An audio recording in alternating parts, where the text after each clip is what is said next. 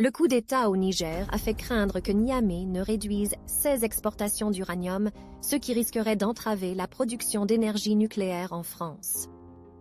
À ce jour, la diversification des sources ainsi que des stocks conséquents devrait permettre d'atténuer toute perturbation à court terme. Mais l'approvisionnement en uranium soulève aussi des questions d'ordre géostratégique et éthique. Décryptage. La centrale nucléaire du Bugey à Saint-Vulbas, dans le centre de la France, le 20 juillet 2023. Gaullisme énergétique. Au nom de la souveraineté économique, le président d'un pays alors dépendant des importations de charbon, Charles de Gaulle, fait de la France une championne du nucléaire civil dès les années 60. Aujourd'hui, l'Hexagone puise quelques 70% de son électricité de l'énergie nucléaire, ce qui fait de la France le pays le plus dépendant du nucléaire dans le monde. La pays se positionne également comme le premier exportateur net d'énergie nucléaire, générant ainsi plus de 3 milliards d'euros de revenus annuels. Parmi les principaux pays auprès desquels la France se pourvoit en uranium, le Niger. Le coup d'État militaire au Niger aura-t-il un impact sur la vente d'uranium à l'ancienne puissance coloniale? En France, l'opposition conteste la prépondérance du nucléaire dans le mix énergétique français, invoquant la nécessité de l'indépendance énergétique, maintes fois évoquée par le président Macron lui-même. Le Niger fournit à la France l'uranium indispensable aux centrales nucléaires. D'où le Conseil de défense. Le Niger fournit à la France l'uranium dont elle a besoin pour ses centrales nucléaires.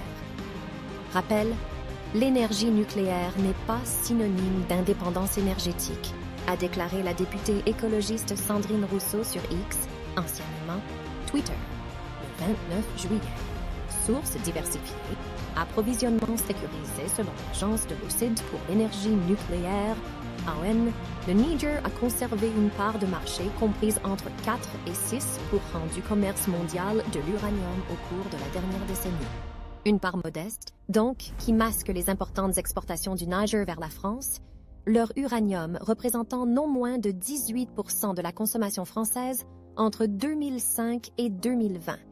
Le Niger ne représente que 5% de la production mondiale d'uranium, mais assure 18% de l'approvisionnement français. Les principaux fournisseurs de la France, le Kazakhstan et l'Australie, ont vendu respectivement 20% et 19% de leur uranium. L'Hexagone a parallèlement accru ses achats d'uranium auprès de l'Ouzbékistan.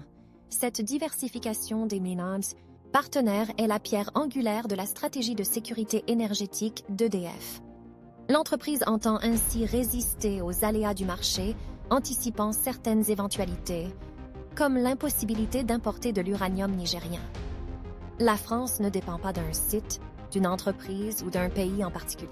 Pour assurer la sécurité de l'approvisionnement de SS centrales électriques, a déclaré anonymement un fonctionnaire à Politico le 31 juillet.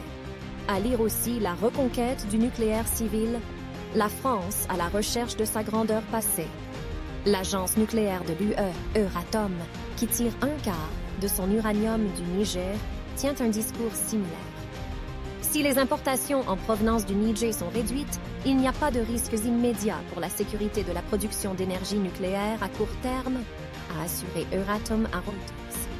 La Commission européenne a déclaré que les 27 disposaient de stocks d'uranium suffisants pour atténuer tout risque d'approvisionnement à court terme. Autre inquiétude, celle d'une hausse du prix de l'uranium, si l'offre venait à se réduire. Le prix du gaz et du pétrole ont ainsi augmenté du fait de la mise au ban de la production russe après le déclenchement de la guerre en Ukraine. Mais avec l'énergie nucléaire, ce risque est atténué par le faible coût que représente le combustible dans la production d'électricité. L'AEN estime que l'uranium ne représente qu'environ 6% du coût total. Les principales dépenses provenant de la construction et de l'entretien des centrales. Paris-Niamey, discorde et proximité. Il n'est pas certain, en outre, que le Niger puisse se passer de la demande française d'uranium sans lui-même subir un brutal déclin économique. 33% des exportations nigériennes sont destinées à la France et leur quasi-totalité est constituée de combustibles radioactifs. Malgré ses vastes réserves d'uranium, ce pays d'Afrique de l'Ouest demeure un des moins développés au monde. Il occupe la 189e place sur 191 dans le classement de l'indice de développement humain IDH en 2021.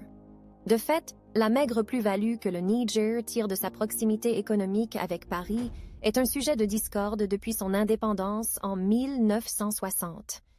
Les présidents nigériens successifs ont exigé d'Orano, ex-Areva, producteur de combustible nucléaire contrôlé, par l'État français, des prix d'achat plus élevés.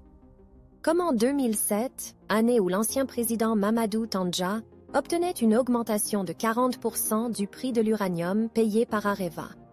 Aujourd'hui, la quasi-totalité des employés d'Orano au Niger sont recrutés localement, mais l'entreprise détient toujours une part majoritaire de la